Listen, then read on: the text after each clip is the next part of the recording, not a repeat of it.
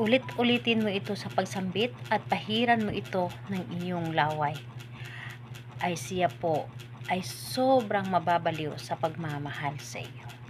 Hello mga guys, kumusta kayo? Panibagong araw, panibagong video na naman tayo.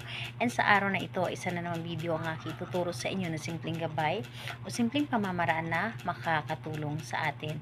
At bago ang lahat, gusto ko lang mag-disclaimer sa mga taong hindi naniniwala at hindi gusto ang mga kagaya nitong video.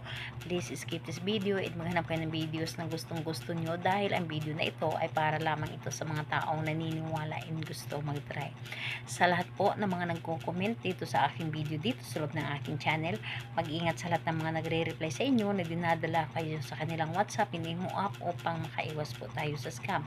Ngayon po ituturo ko sa inyo paano nga ba siya mababaliw sa sobrang pagmamahal sa inyo gamit lamang ang inyong laway. So, dito po ay pwede itong gawin sa parehas ang kasarian, babae ito babae, and lalaki ito lalaki. And siyempre naman sa ating babae at lalaki na mag-partner. And ayun, ang kailangan mo lamang dito na ating gagamitin sa paggawa nito is kailangan mo lamang dito maghanda kahit cellphone lamang. So maghanda ka ng kahit cellphone lamang at syempre naglalaman ito ng kanyang larawan or larawan ng inyong target. So ito lamang ang dapat nating ihanda, and dapat po ay alam mo sa iyong sarili na gustong gusto mo itong gawin, ready ka, handa ka sa inyong dapat na gawin at buo dapat ang inyong loob sa paggawa nito, and syempre higit sa lahat ang paniniwala at tiwala sa paggawa dito. So ayun po, kapag handa na yung cellphone mo, ay pwede mo na itong umpisahan. So, ganito po ang ating gagawin. Buksan mo ang iyong cellphone, pumunta ka sa my gallery, and hanapin mo doon ang larawan ng inyong target. Hanapin ninyo, and dapat po yung larawan ng inyong target is malinaw. Dapat po ay para bang nakatingin siya sa inyo. And ayun po, titigan mo lamang ang kanyang larawan. Titigan mo ang kanyang larawan at sambitin mo ang kanyang pangalan ng isang beses at sabihin mo dito na mababaliw ka sa pagmamahal sa akin, or mababaliw ka ng husto sa pagmamahal sa akin. Ako lamang ang iibigin mo habang buhay.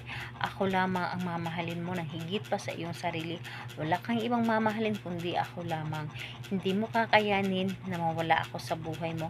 Hindi mo kakayanin na hindi mo ako makikita o makausap o ano pa man ang gusto mong sabihin. Pwede mong dagdagan ang inyong mga sasabihin basta nanggagaling lamang ito mismo sa inyong puso at positive ito ang inyong mga sinasabi.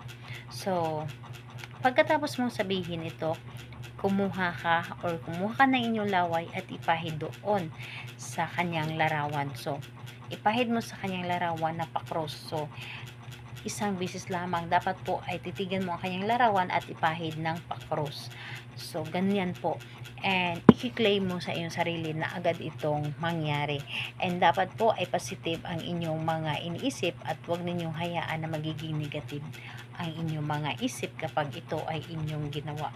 And ayun po, gawin ito ng kahit anong araw at oras. Pwedeng-pwede po. Ang importante po is tahimik ang paligid. Dahil kapag maingay ang paligid, kapag gagawa kayo ng ritual, ay hindi kayo makakapag-focus. So, dapat po ay tahimik yung paligid ninyo, and alam po ninyo na walang makakadistract sa inyo. So, ayan po. Salamat po sa inyo. Bye-bye everyone. God bless us all.